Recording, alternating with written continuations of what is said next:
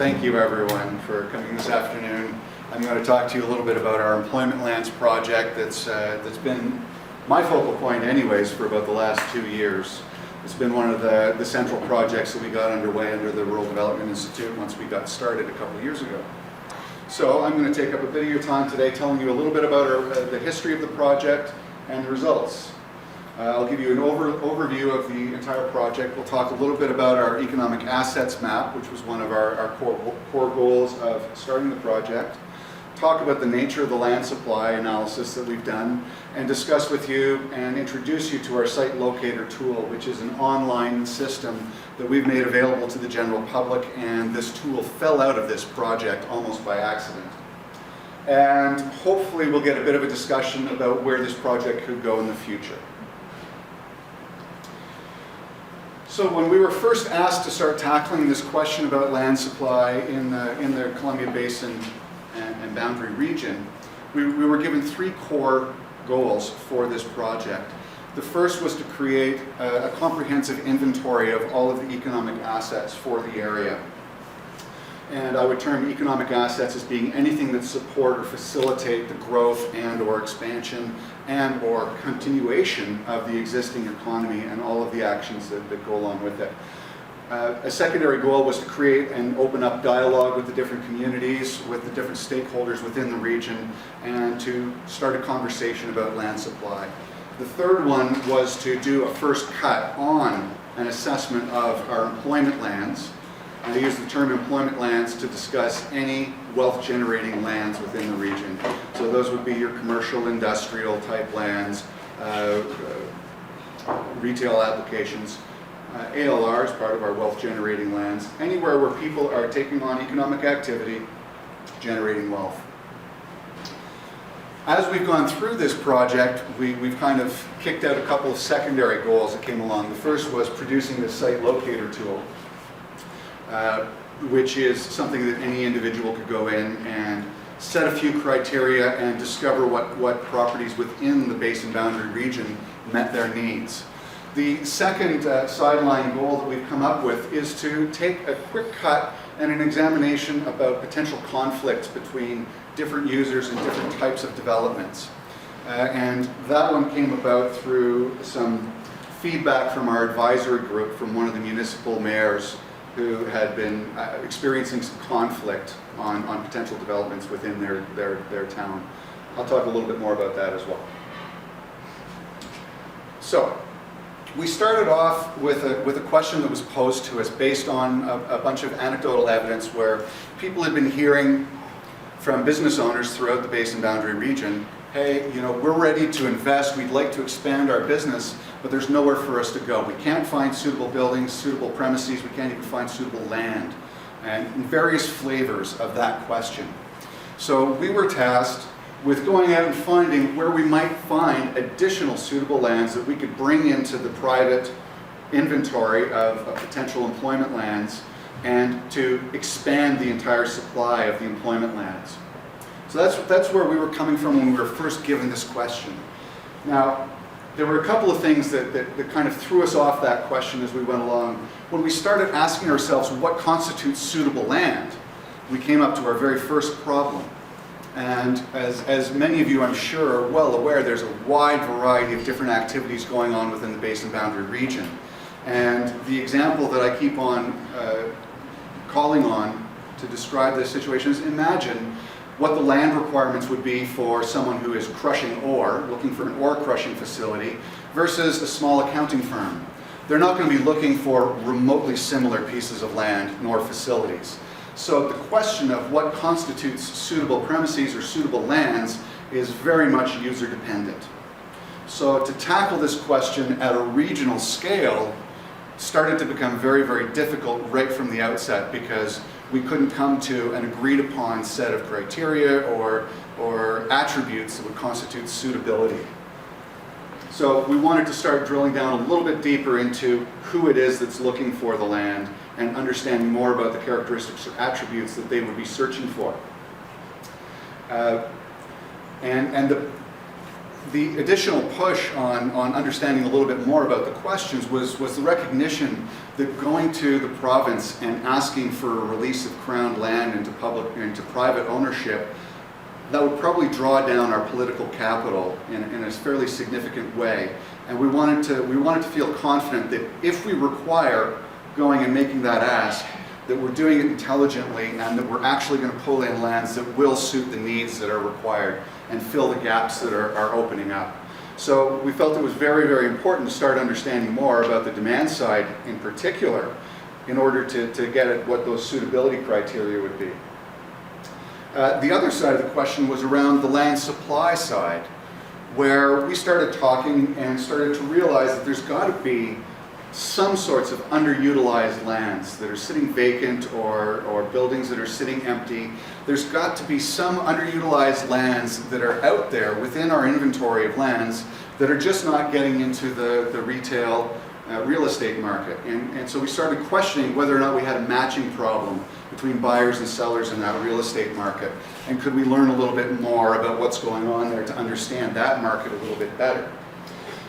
And then this final question started to come out. It was Mayor Dooley from Nelson who was illustrating to us that quite often, or at least often enough to cause concern, they had project proponents come forward within the city of Nelson where the project fit the bill for the existing zoning, for the existing OCPs, and by all of those measures, these projects should have walked through the development process very easily. Yet, as soon as these projects became public knowledge, there would erupt, all sorts of cries from the general public, and there would be conflict around these developments, which held up the process. And he was looking for some sort of a tool that might facilitate resolving those types of conflicts in a more timely way than what they've been relegated to. So our questions really started to expand once we started getting into this project. And we very quickly realized that it was going to be much larger than we originally anticipated. So our first goal that we were asked to accomplish was to create an inventory of all of our economic assets. So very briefly, we've looked at cadastral fabric. For those unfamiliar with GIS, I certainly have learned these terms over the last 2 years. I had no idea beforehand. Cadastral fabric is looking at the zoning, looking at the individual parcel outlines, all of those ownership criteria that create solid property rights, which are going to be part of what allows economic activity to go forward in a more efficient manner. We've got all sorts of physical and political infrastructure, from our road networks, our rail networks, to our schools, to our OCP coverage. The OCP coverage, by the way, was one that sort of surprised me. I was having a conversation with a developer out of Kimberley, and this was early on in this project, so we weren't at the stage yet where we had any results, but we were having a chat together about some of the things that mattered to him. And he was saying that when he's looking for development properties, he very much is only interested in properties that have OCP coverage. I was a little bit surprised by that because it seemed like it would be restrictions on the way that you would use it. But in his view, he saw it as a streamlining of the process where there was already an agreed upon set of rules and uses that could be appealed to and speed up that entire process of development. So we've taken into consideration things like the OCP and ALR coverage and the First Nations lands, some of the political boundaries. But then we've expanded that a little bit to understand that a healthy community is part of a healthy workplace. So we've incorporated in environmental, cultural, and social assets as well. All of those things that form the fabric of the lifestyle that our entire workforce is depending on. And in some of the wider conversations with people outside of the region, we've come to realize that a big part of the draw for bringing new people into the region is what we're calling the amenity value in this area. All of the things that make the lifestyle, the quality of life in this area quite rich are going to be part of what draws more people in, and part of the conversation at the very least. So we started taking an inventory of all of these types of assets as well. So when we started trying to come up with these asset maps, In terms of our assets inventory, we've got a great big digital database of all of these assets set aside, but how do we portray those for the general public? How do we make it useful for people in public office who would be interested in this sort of stuff? Well, we started trying to figure out how to map them, and I've provided in this presentation 2 scales of maps. One at a regional level, certainly because there are some of our assets that are regional in nature. A lot of the finer point type data becomes very cluttered when we look at it at a regional level, so I've been selective in what assets I've included on the different scales of the maps. So what I wanted to show you on here were a couple of things. First of all, just a demonstration of some of the point data that we've got in terms of, some of these are cultural and social, I suppose. We've got our hospitals, we've got colleges, health centers, all of these types of things where we've collected the data, we've got the point data, so we've got individual locations for all of those. I haven't represented all of them on here again because it would become cluttered. Now, when we start going through this analysis today, the figures have relevance both at the regional scale and at a municipal scale. Within the report that we're generating for our stakeholders, we've got 28 communities within the Basin Boundary region. We're going to be providing assets inventory maps for each of those 28 communities. We're going to be providing a land supply analysis for each of those 28 communities, and we'll also be displaying it at the full regional level, so we'll also take a cut at the regional question. What's depicted on here in these yellow circles are what are known as retail trade areas. And for those of you who may or may not remember your high school physics, we've got the notion of gravity being the force of attraction between 2 different bodies. And the field of that gravity, the strength of the pull, is going to be a function of the mass and the distance between the 2. Well, we've kind of got a social equivalent going on with our retail trade areas, where the population is the equivalent of the mass, and the distance between 2 towns, those 2 factors will govern where people go for most of their retail activity. So when we started doing the municipal level analysis, we wanted to include all of the lands around a given town that would be part of that fabric where most people would be doing their business. So all of the figures that we're giving to people at the municipal level are based on the retail trade area, which is quite a significant region around some of the towns. And you'll notice on here there are some red squares. The reason why these are on here is because when we focused in and used the entire retail trade area, the scale was still a little too coarse for us to be able to see the fine detail that was important at that level of the maps. So when I show you maps later on today that are municipal in level, the statistics that are given along with those are at the retail trade area level, which is our unit of analysis for the municipalities. So that's what we've got laid out here on this particular map. You can see we've only thrown on a couple of layers of the assets where we're seeing the roadways and the towns and a couple of these social and cultural assets. This is what one of the municipal level maps will look like, where we've got on here, we've got each of the individual parcels that are zoned out within those towns, individual private ownerships. And in this particular map, I believe that I only put on the cultural and the social. I left the environmental assets off of this so it wouldn't become too cluttered. So we'll be giving all of these to each of the municipalities. But we've started mapping out all of the zoning, mapping out all of the parcel pieces. We've got topography, we've got watersheds, we've got quite a diverse spectrum of different assets. So here's an example of some of the environmental ones where we've got some of our parks and our ALR mapped over top of this. So you can imagine that having all of these different layers of data will just become visually cluttered and a little bit too much. So we're going to provide this data in a series of maps that capture portions of them. And of course, all of these layers are available through the digital basin, and we're training people up on how to use that now. So individual communities that weren't satisfied with just having a paper map, which is static and limited to whatever we've provided to them, anyone can go onto our digital basin and recreate or tailor the maps for their own desires and needs.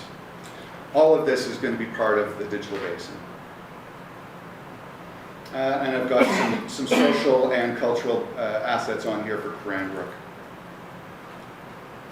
But I'll carry on into our land supply analysis. So the assets mapping we're quite satisfied with and quite happy to pass that off to the municipalities.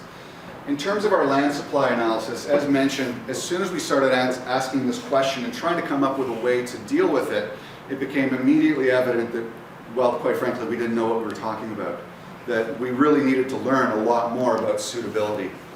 And it was recognizing that all of these different types of businesses would have different needs that led us to start asking the question about who it is that's demanding the land and where they are. So we've got two very important components in that demand side. Where are they? Because not every single town is uniformly facing the same issues on their land supply, and it's not every sector, right? So we needed a lot finer detail of information about those people complaining before we could even hope to answer this question at all. So as you may or may not be well aware, in terms of economic data, we're stuck with Stats Canada and the CanSim data for most of our general, very robust data, and they don't provide us anything disaggregated below the provincial level that would be useful for us in determining which sectors are facing the biggest problems. So we started casting about wondering what the heck we were going to do, and we realized that the Business Retention and Expansion Survey that's been underway throughout the Basin for the last 3 years would start to fill in some of our gaps. For those of you unfamiliar with the Business Retention and Expansion Survey, it's a series of questions that are posed to individual business owners.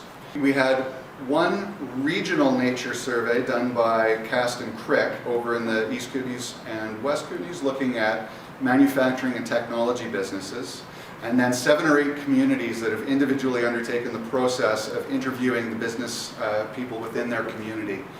And these surveys constitute some 100-odd questions, which they're really quite comprehensive. They take well over an hour to administer these surveys. They're covering questions from your investment plans, size of sales, whether or not your business is growing or shrinking, whether or not you're having workforce issues, what type of workforce issues you're having, challenges in terms of development, in terms of relations with the municipal or regional governments, all the way through to questions which we were very interested in for this project. Are you planning to invest and expand your business? If so, are you able to find suitable premises? And this became one of our focal points in trying to address this question around demand. So the BRE database is currently sitting at around 560 samples for the entire basin, which is starting to be a pretty decent chunk of information. And this has been our first analytical use of the data, and we're quite looking forward to seeing what else we can do with it. So again, this one final question: is there room for expansion at your current site? If not, can you find suitable premises? We use this to give us an indication of where the problems are most intense. Now, one of the other beautiful things about the Business Retention Expansion Survey is that every single interviewer is tagged with their NAICS code. That's the North American Industrial Classification System. It's a 5-digit code which tells us very specific information about the sector that business is in. So all of a sudden we had specific locations for the people who were complaining that they didn't have room to expand. We also knew what sector they were coming from. Now, in terms of the quality of that BRE data, the interviewers in the communities that are going to do one of these surveys, they're given a methodology by the central, whoever the organizing committee is for the BRE, which is a British Columbia-wide program. So there's a consistent methodology being used across all the communities in British Columbia. We've got comparable data. And the other thing that's nice about having methodology like that is it minimizes the amount of interviewer bias. They've got a system to try to get a decent scan of the spectrum of different sectors that are active within a different community. There is still room for bias, there is still room for mistakes, but it's been minimized by having a uniform system that's applied into each of the different communities. The question we had was about underutilized lands. And the database that we fell back to was the BC assessment data. And for those of you who own homes, you're intimately aware about what BC assessment likes to dig around and know about your property in your home. So the BC assessment data covers some 150,000 plus individual properties throughout the Basin boundary region, and that's a massive database.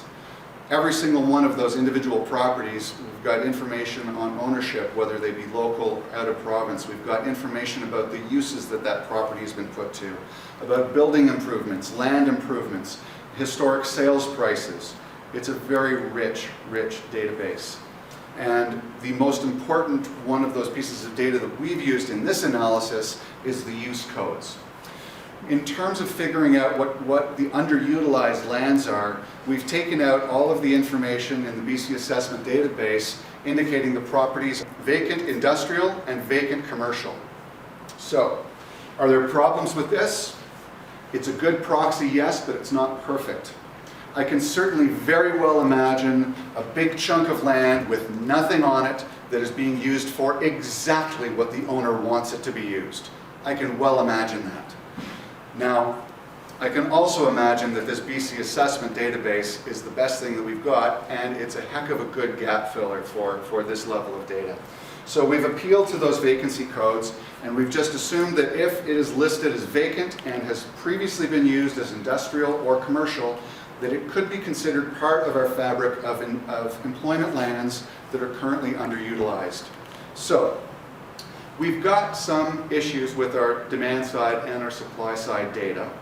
And at this stage, in terms of this project, we've made our first cut using the publicly available data, and we believe it to be a pretty good first cut at this analysis.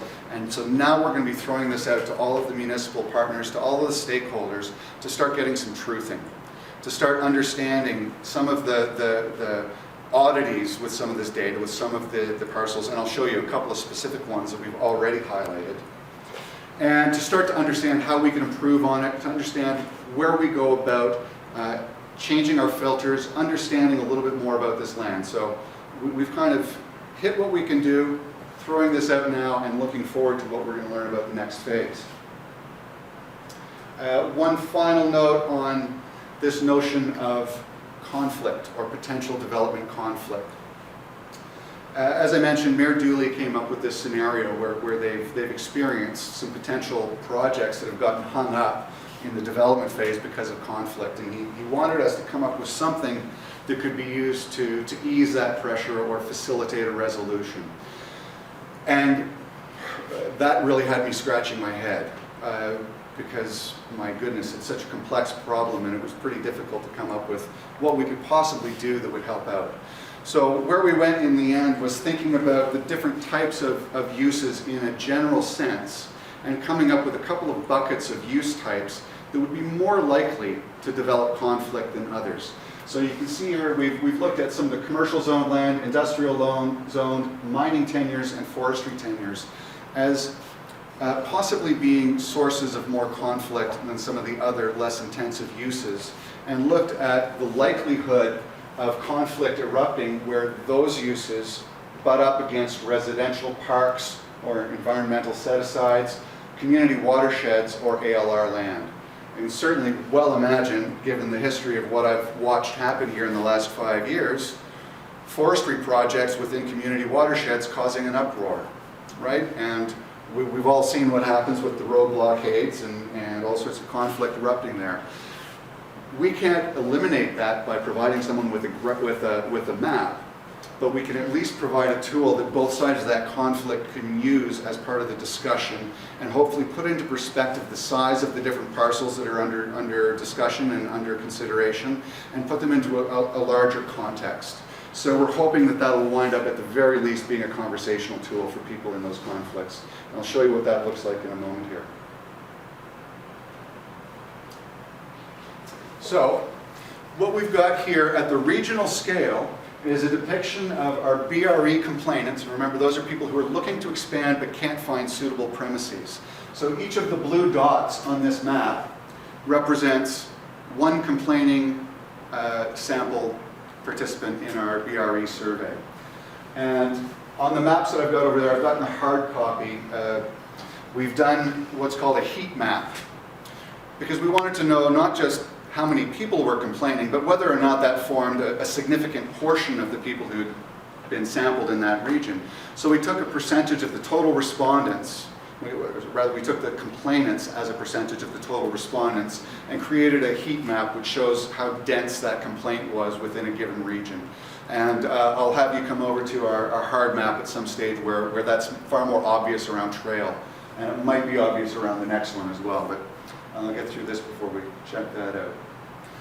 So we've got our BRE complainants, the places where people have experienced a lack of ability to expand because they're not finding suitable premises or land. The chunks of land that are shown here in brown or orange, or this hashed textured thing, these are the properties that have been listed as vacant industrial or vacant commercial within the Basin boundary region.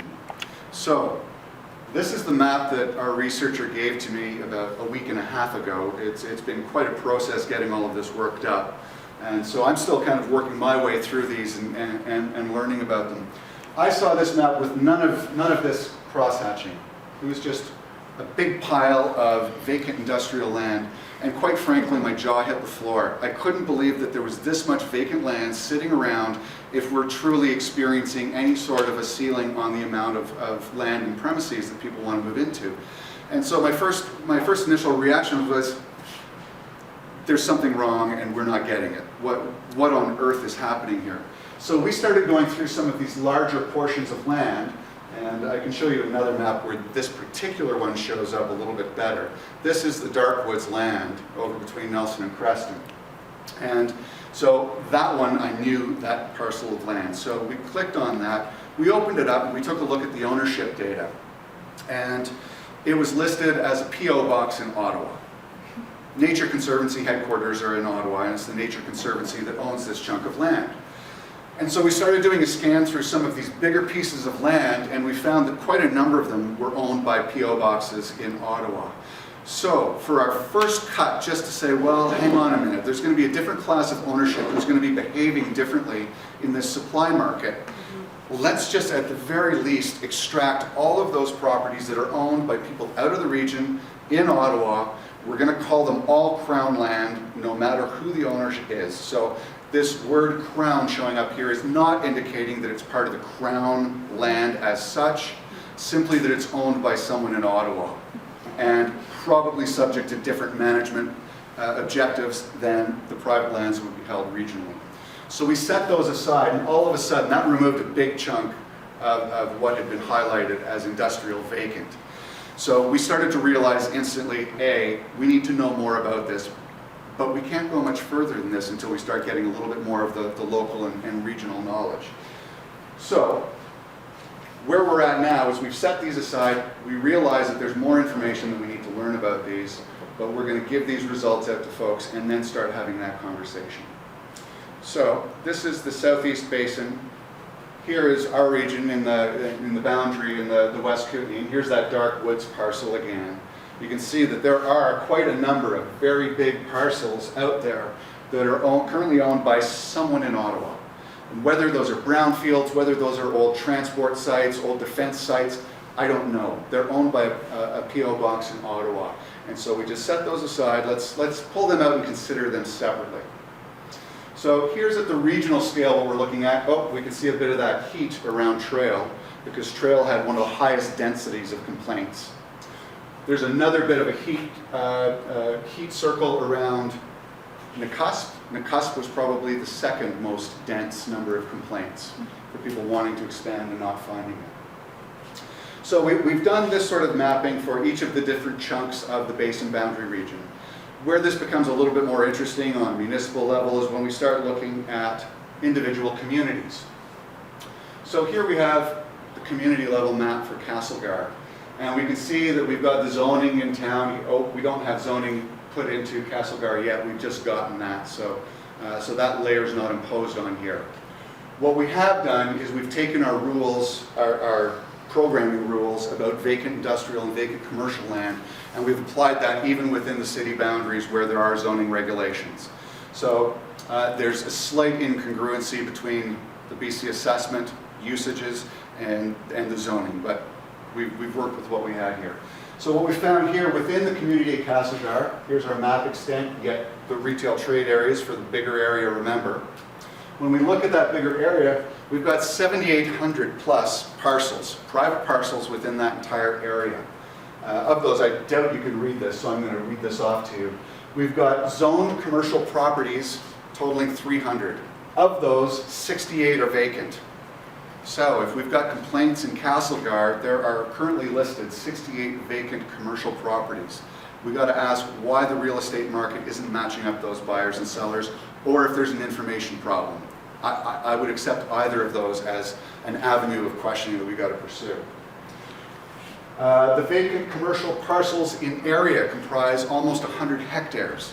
It's not small potatoes, this is a big chunk of land. When we look at the industrial parcels, we've got 154 that are zoned. When we look at the non-Crown historical use, so that's zoned, 154 zoned industrial parcels, but we've got 550 parcels that have been used for industrial uses at some stage, and those are currently vacant at 13,200 hectares. That's, again, pretty extraordinary chunk of land in an area where people are complaining that they can't move into appropriate premises. One of the nice things, which I'll show you once we get to our site locator, is when we're doing this in real time with the actual site locator tool, we can put the topography behind it and we can start doing that analysis. And in the site locator tool, you can filter by gradient. But for this particular chunk of the inventorying, we didn't want to cut out anything. Now, we're considering whether or not we should filter out by gradient, and it was also suggested a few other criteria like existence of endangered species or environmental covenants might want to be filters that we would want to remove out. Yet again, in terms of just getting the big inventory, why I'm leaning towards not applying those filters, the discussion in Sparwood kind of went along the lines where we've got this huge chunk and probably 90% of it is too steep to be usable.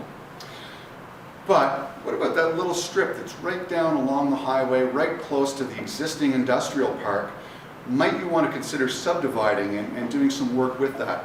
And if we had filtered that property out, we wouldn't even have that conversation. So I'm inclined to leave it with the grosser analysis and come back and do that fine level search on a tailored basis.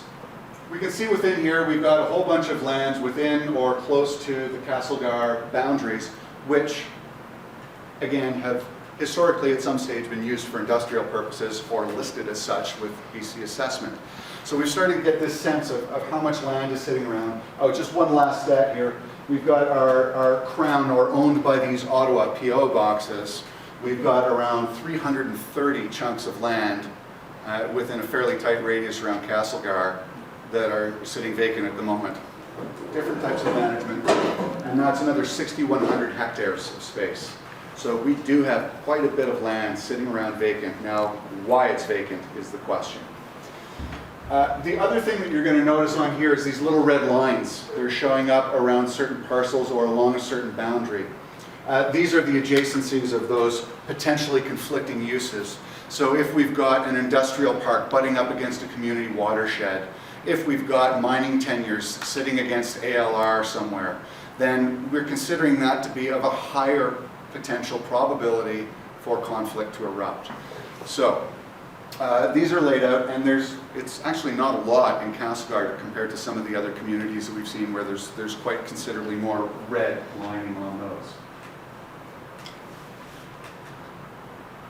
The next slide that I've got on here is for Grand Forks. And my goodness, this is the first time I've seen this map, and I'm worried. This is nothing but red. So I guess I've got a follow-up conversation to have with my programmer this afternoon to find out what on earth is going on here. But the one thing I'd like to pull out of Grand Forks, since this is not a Grand Forks room, is the size of the retail trade area around Grand Forks compared to the map that we're looking at. So when we start looking at these stats again, we've got some 11,000 properties within the retail trade area of Grand Forks. I think it's worth reminding ourselves that we're looking at the entire retail trade area for those stats, not just the picture that's shown in here. I don't have that many fingers and toes, so I couldn't get to 11,000 on here, but I don't think if we were to pick out each of the individual properties on this map, it would be near 11,000. So In terms of the land inventory and the first crack at the land supply analysis, that's where we've gone with this project. We're about to have our report distributed, published to all of the different municipalities and regional districts and a couple of our other NGO stakeholders. This report is going to be going out in the next few weeks.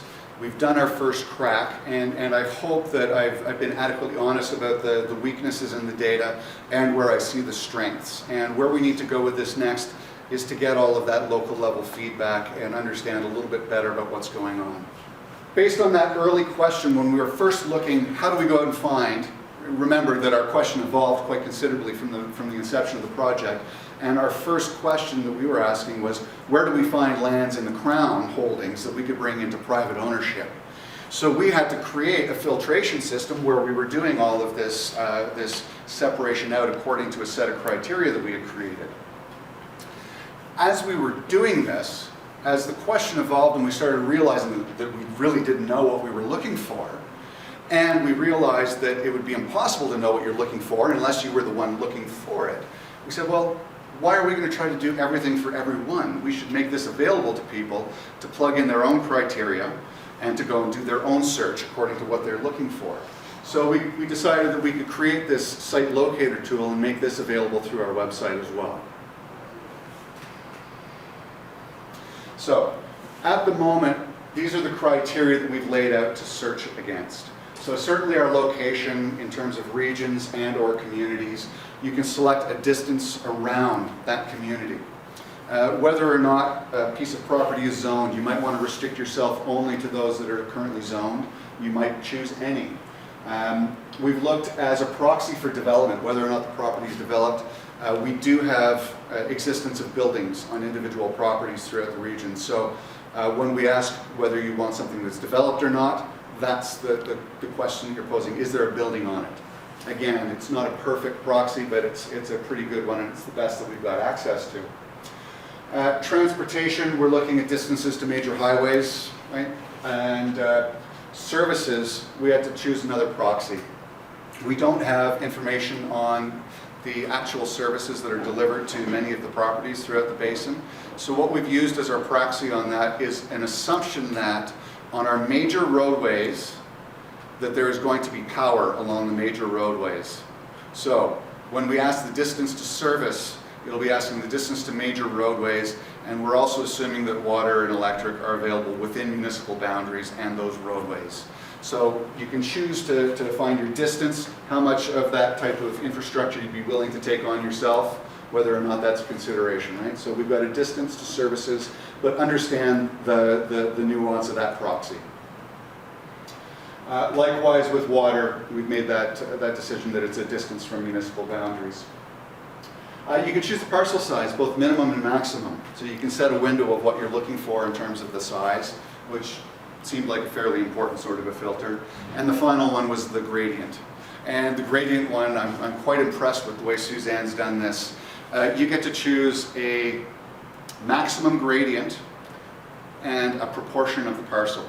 So you can say, like the criteria that I've just set running in the background here, I'm only looking for things that are under 10% gradient, and the property has to be at least 50% in that under 10% gradient. The system will give you a map where we'll have individual properties outlined in black, so you get a visual representation of all the properties that meet your criteria, and you also get a table with all of the individual parcel IDs that you could then go into the municipality and start a discussion and trying to find out who the owners are, whether or not they're willing to sell. This is not tied to MLS data. So there's no criteria on here where you can determine whether or not the property is actually for sale. However, you're a lot closer to figuring out the ones that meet your needs. We've also got these outlined here for zoning. Now I've got a couple more maps on here that are pre-canned, but I think I'd like to switch over now to our live tool and to show you what the results would look like coming back through that. So let me give you the current access. cbrdi.ca as the main website. To get to the page that we're on, you would go to this pull-down menu that says State of the Basin right about here. And the second unit down is the Digital Basin portal. If you click on the Digital Basin portal, it's going to bring you to the flywheel here in the center. You've got to pick one of the sub-themes. Once you've done that, it will take you to the map. So here I am back on the digital basin again. I'm going to open up the cadastral fabric and I'm going to open up the parcels data pane. That opens up this window down below here. And if I click on the table, this is the pane in which I get to select all of those criteria. So I'm choosing in here from the location pane, I'm choosing RDCK. I'm going to choose industrial lands. I'm going to choose the community of Castlegar. I'm going to leave 10-kilometer buffer around. I'm going to choose a maximum parcel size of 5 hectares. And I'm going to leave some of those other ones empty. I'm going to choose a gradient of 10%, and 50% of the property must be under that. So I'm going to hit search, and now while we're sitting and chatting, this thing's going to go off and look for these properties. So, as I mentioned this morning, this is an online GIS-based interactive portal where we have made available to the general public all of our indicator mapping that we've done to date. So we've got indicators in the environmental, social, cultural, and economic realm. We've got all of that infrastructure that we've used for the basis of this project available here through the Basin portal. Hidden away is also this site locator tool. So within the digital basin, again, for those of you that weren't here this morning, we've got a visual map that's sitting as our main chunk of the window. We've got on the right-hand side of the screen, we've got a layers tab. I can make that go away and look at more of the map. So if I click on that tab, it just sends it away. If you're ever looking at this map and can't figure out why the table of contents disappeared, it's sitting there behind this tab. So if I click on that again, it opens up. I've got a table of contents, I've got a legend, and I've got a base map which I can switch and tailor. Within the table of contents, this is where we found these layers. Now down here in the data window, I can do the same thing, hide it away, look at more of the map, or I can open it up. I'm going to do two things right now to just make this whole map a little bit more viewable. I'm going to hit this expansion button up here in the top right so that we take up the entire screen. We'll get rid of all the browser information. And then I'm going to open up our table here. I'm just going to expand and take over the entire window with our data table. So when we ran these criteria for Castlegar, we only came up with 8 parcels. And here we've got the table. The table offers us the parcel IDs again, and in some cases it will offer a civic address in some places so you could locate where those parcels are. You will not get individual owner information because it's private information, it's identifiable. Any communications would have to be routed through a municipal office. So the information that we've opened up is only the public component of that data. Now, I'm going to bring this back down to normal size, and we're going to see what happens. We've got a zoom to tool on this table.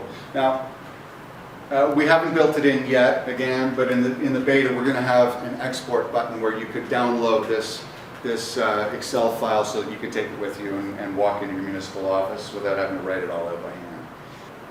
Well then, thank you all very, very much for your time.